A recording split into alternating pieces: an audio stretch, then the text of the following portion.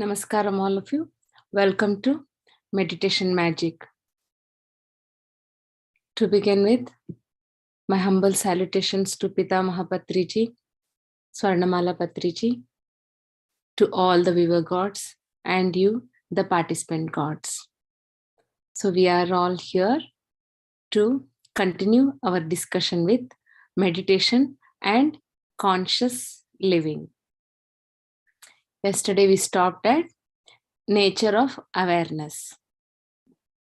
We observed that we become on whatever the mind concentrates on. Supposing my mind is thinking on anger, so I get more and more angry thoughts. If I'm in the complaint mode, then I get more and more complaints. So as a result, we see that we become what we keep on repeated thinking. Or we can say that repeated thinking and constant thinking can also be called as meditating on that. You become that what you meditate. So the mind is naturally is not free from thoughts. Always there is some thought process happening in the mind. It may be either in the past, present, or future. So on mainly, you have all heard of Mahavir Bhagwan, right? So Mahavir Bhagwan has given a wonderful summary on the natural state of mind. State of mind. It is in meditation on something, and that can be categorized, broadly categorized into 4 types. The concentration of the mind can be categorized in 4 broader types, and that types we will understand today. The first type is Artha Dhyan. Dhyan is concentration. So in Artha Dhyan, the first state, what happens is the mind is in concentration due to anguish, misery, pain, etc. It means the existence of an unpleasant object disturbing us, or the non-existent of a pleasant object constantly bothering us. What is this non-existent of a pleasant object that is constantly bothering us? For example, for few women who desire for jewelry, for some who are abundant in gold now want to accumulate diamond jewelry. So till that diamond jewelry arrives, I can't stay joyful. So my concentration is on, I don't have diamond jewelry. I don't have diamond jewelry. See, I'm concentrating on that, right? So this is, and when I'm concentrating, what's happening within me? I'm creating a thought that I don't have, right? So how can I be joyful? So the mind is concentrating on the non-existence of certain pleasant objects.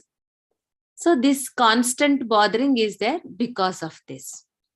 And sometimes we hate somebody, and supposing in a meeting or in a gathering, that person is there. So we just get bothered by the presence of some people. We don't like them, and they are here in that group, and there is turmoil inside the mind. So the mind is not able to relax in the moment. So this is the state of mind, the basic state of mind. One of the type is Artha Dhyan. Artha means severe pain and misery happening in the mind. So the next type of the mind is Raudra Dhyan.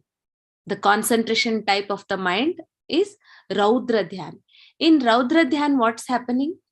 Here, sometimes the state of mind will be to hurt somebody, blaming on the outside situations or people, and also willing to hurt somebody and planning to hit somebody, beat somebody, or sending them all unpleasant thoughts towards them. Sometimes there is a blame, like they did this to me and somebody didn't give what I want. Because of this person, I am in lack. We create such thoughts, right? That is coming on when the thoughts are oriented at others, and because of others I have turmoil in the mind. That state of concentration is called as Raudra Dhyan. In Artha Dhyan, what's happening? The mind is suffering in itself. Here there is no blame on somebody. It just creates its own desires and its own way of existence, and the mind is creating suffering for the self. So that kind of concentration is Artha Dhyan. And the other one, which is oriented at others, complaining on others, because of others I'm not able to relax, that is Raudra Dhyan. The third one is Dharma Dhyan. Some people have already understood that these Artha Dhyan and Raudra Dhyan are not important. They will never allow us to relax. So they are sensible enough to move on to Dharma Marg, or the path of Dharma. And that concentration is, we are concentrating on activities that involve in they know what to do and what not to do, right? That we categorize as good work, bad work, good karma, bad karma, we say, right? The mind that is concentrated on that is Dharma Dhyan. Concentration on the nature of the real, or on the merits like forgiveness. So they understand. Now they have already understood that what we sow is what you reap. So now they are always very cautious enough to keep the mind engaged in the activities which will give them merits. So that type of concentration is called as Dharma Dhyan. The fourth type is Shukla Dhyan. In Shukla Dhyan, what's happening? People who have been in Dharma Dhyan, they have always been doing good things. They also sometimes get bored, or they encounter certain results which is not giving them complete freedom of the mind. There is still some restlessness in the mind.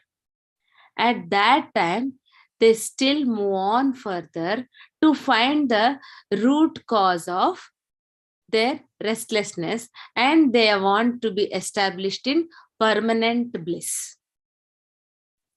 Because sometimes in Dharma Dhyan, what happens? Supposing I do lot of dharma, lot of charity I do, sometimes I accumulate ego. Again, another kind of concentration starts in the mind, that I do this, I gave away my wealth, I give them this, I donated this, I did that.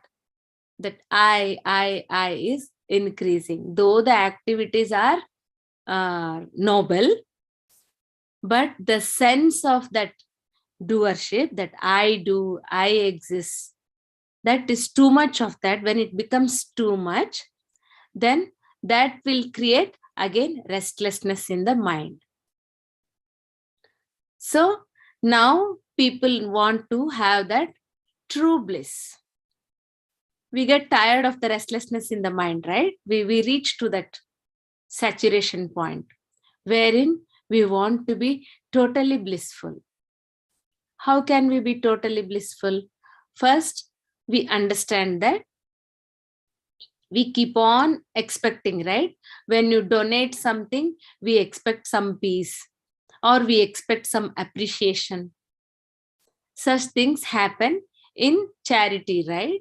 So they want to be free from that. They have understood that. They have become matured enough that such concentration of the mind will result in again restlessness. So they move on from the concentration on doing these activities to shukla dhyan. Shukla dhyan means their concentration is always on the truth consciousness, the true doer. Who is the true doer in this world? The universe, right?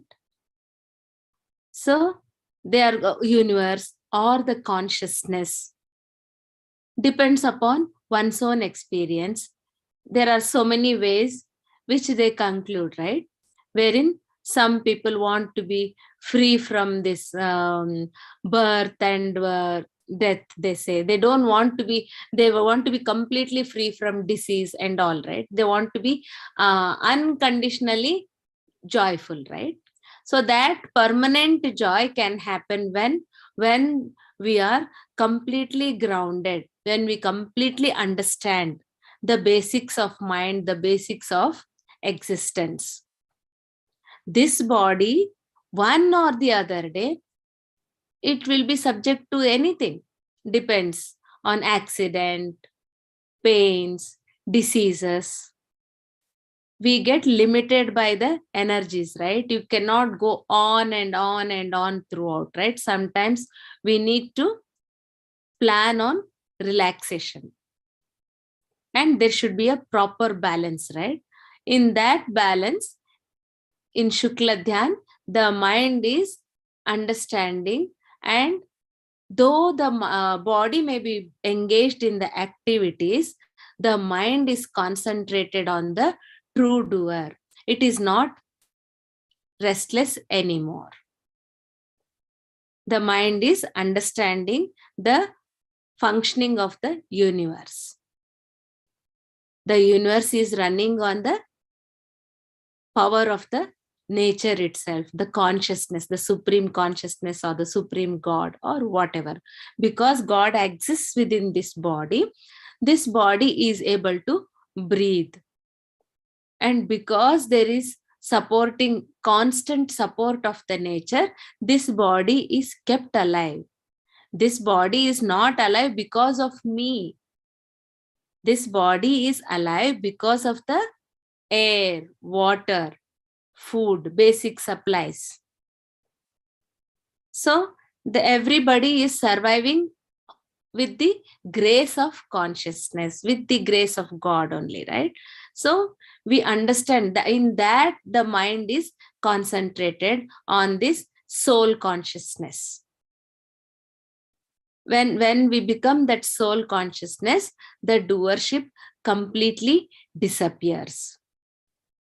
The ego or that I did, that kind of thoughts are stopped. We have understood who is the true doer. So pure concentration is happening here. Realized that the whole existence is just an experience, completely in awareness. Based upon this complete awareness, here the mind which is in Shukla Dhyan understands the parallel existence of that absolute truth and the physical truth, and can carry out a well-balanced life, balancing physical as well as subtle truths constantly. So what is that absolute viewpoint? We call as that Swasthiti, truth consciousness, that Mahavir terms as Nishchay. And the practical or worldly viewpoint, this physical body, that indispensable activities that this physical body has to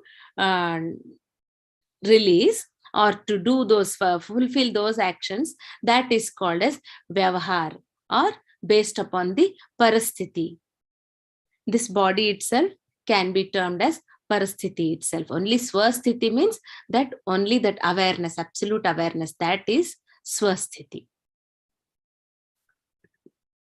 So we understand all these types, and then the mind may be existing in all the four states depending upon times. Sometimes all the four may be existing parallelly, and sometimes I may be thinking, and sometimes I enter into dharma dhyana, and sometimes I may be entering into shukla dhyana.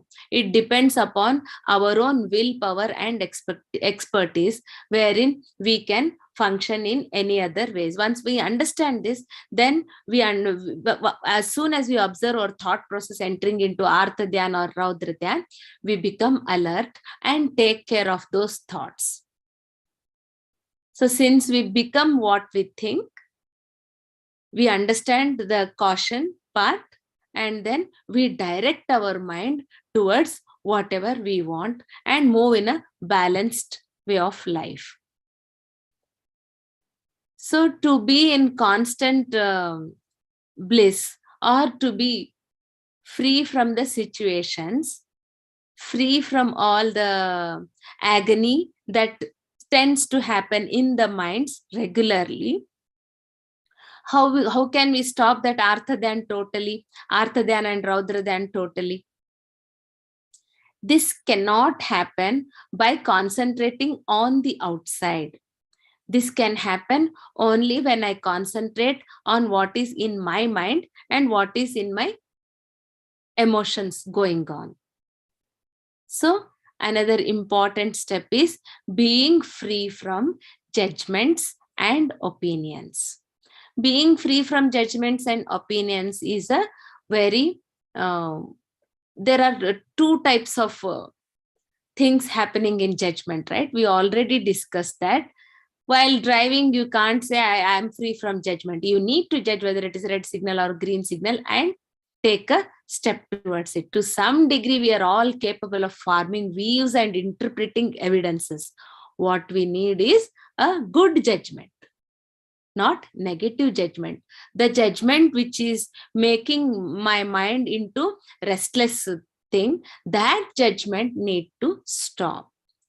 The judgment that helps me to grow into peaceful being, those kind of opinions and judgments, we tend to nurture those kinds of opinions. So having opinions and being judgmental with equanimity is useful in daily life. What is equanimity? Means wherein we are truly thinking from the practical part. We don't decide that was because we have some opinions on somebody, like hating somebody and then avoiding that person. That kind is not called as equanimity. We treat everybody the same depending upon the demands of the situation. We judge. That is judgment in equanimity. Only need basis judgment can be called as equanimity. Many people rush to bad judgments because they unconsciously filter the information they receive, or are not sufficiently critical of what they hear or read. Right?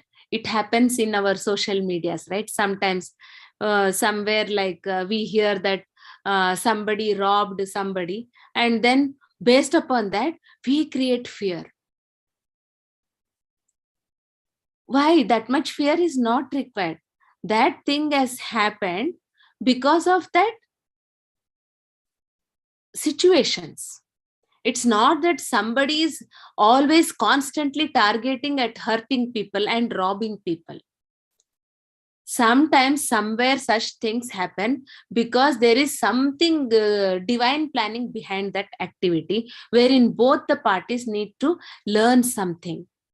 And we need not create fear based upon that incident. Any WhatsApp message, any Facebook message comes that something incident is happening on racism, then we become overcautious and we spread such news. When we spread such news, what happens? We are creating fear for ourselves. And when we create fear for ourselves, how can our children and kids can lead a fearless life?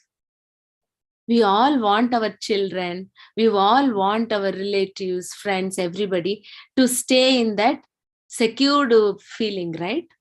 When we are only sharing that fearful messages, how can we expect a society free of fear? So it's our social responsibility to spread safety and security in the society, to spread only the positive messages that will ensure safety for us and others. Those kind of messages we should propagate. So some things happen due to cause and effect relationships. We being grounded in that, we don't spread any negative messages received in social media, or sometimes we hear in the social gatherings or somewhere. So we want to act very, very responsibly.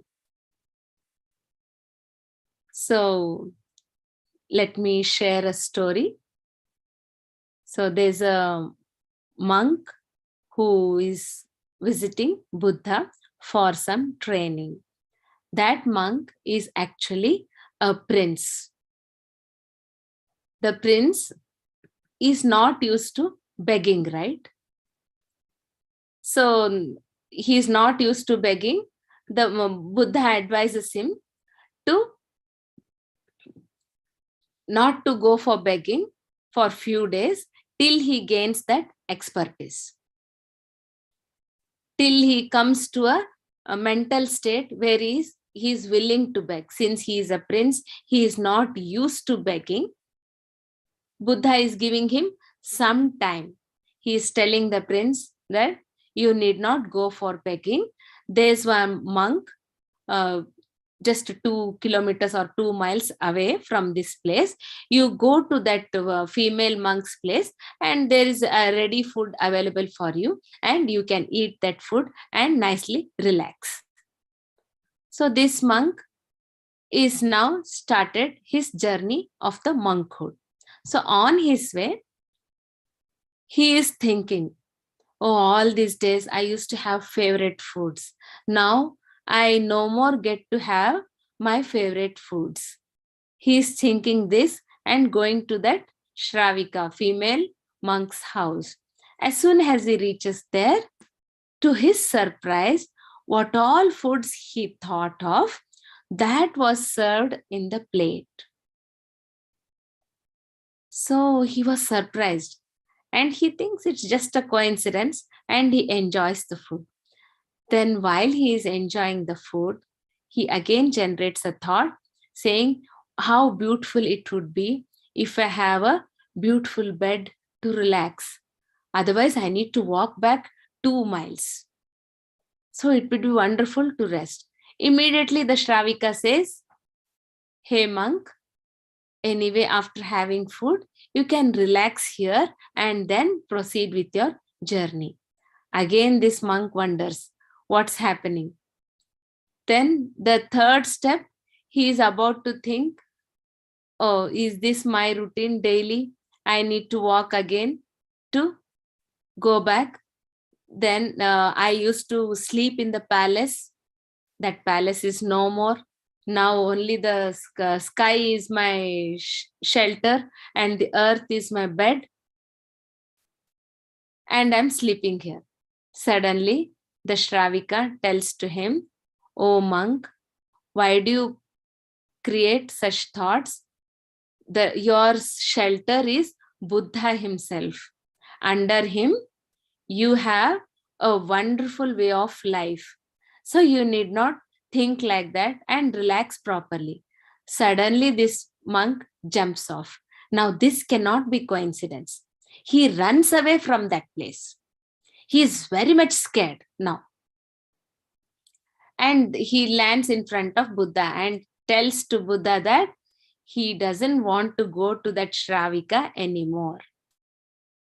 Why? What's happening? Then he told everything what happens, the food he desired, he got through, and the food the thought he created for the bed, she got through. And now he understood that that lady is getting all the thoughts what he is having. Then Buddha says, since that lady has mastered the thought process, she doesn't have any thoughts of her own. As a result, she now can observe the thoughts of the other person.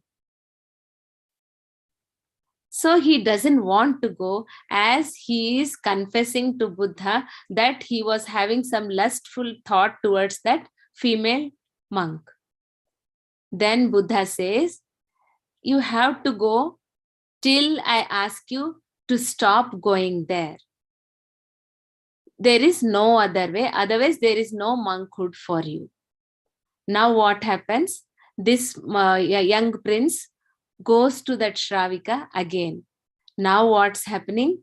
He's totally aware that that female monk is reading his thought. He is now become totally alert. And now he started observing the mind.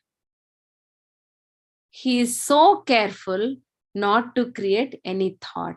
He became totally aware. As Buddha said, that he need not struggle in removing the thoughts. He is just asking us to just observe what's happening in the mind. As we start observing the mind naturally is slowing down. So using this approach, the monk is now watching the mind continuously. He doesn't want to slip any thoughts, because that Shravika can read all his thoughts.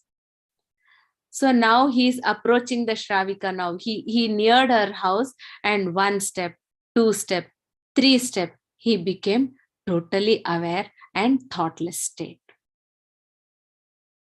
So like that, we should also start observing by observing our own breath. Now we'll meditate with nice music, sitting comfortable and relaxed posture, fingers crossed, with bliss in heart, with beautiful smile on the face. We will enjoy the process of breathing. Deep and slow inhalation and slow exhalation.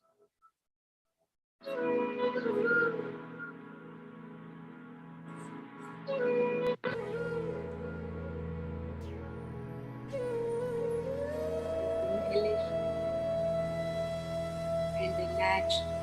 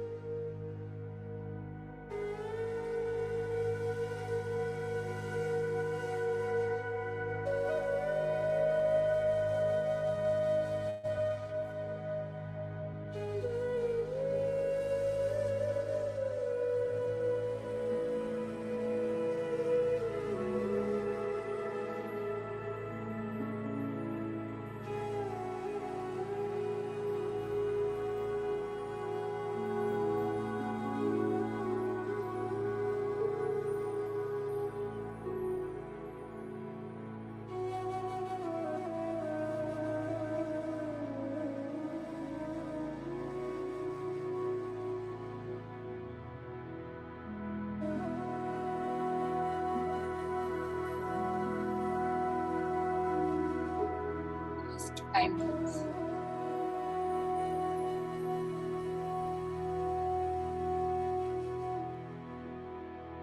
Enjoy the process of breathing. Enjoy the process of sitting.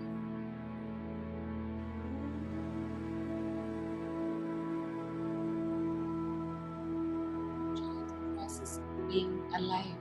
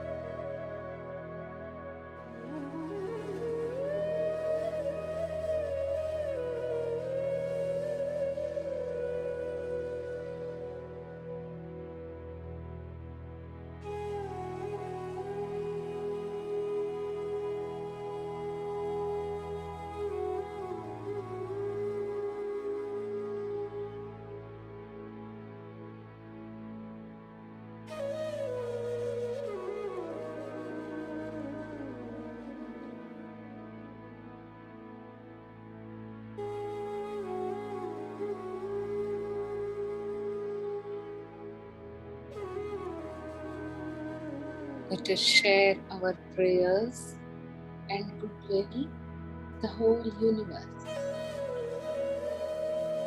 May all beings be peaceful, be joyful, be healthy, and be liberated. May all beings of the universe be peaceful, be joyful, be healthy, and be liberated. May all beings of the universe be peaceful, joyful, be happy, and be liberated, and be liberated, and be liberated.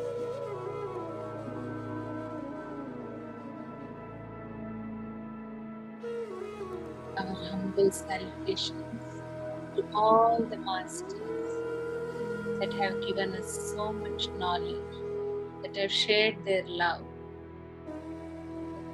that have shared their wisdom with us, so that we are having a wonderful, peaceful life.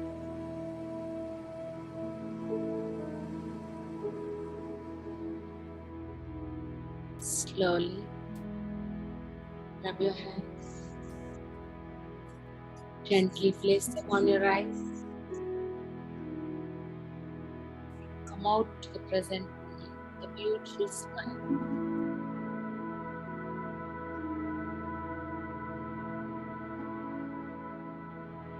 Thank you for joining with us and sharing your energies with us. Anybody wants to talk? We have few minutes. You can talk. Thank you.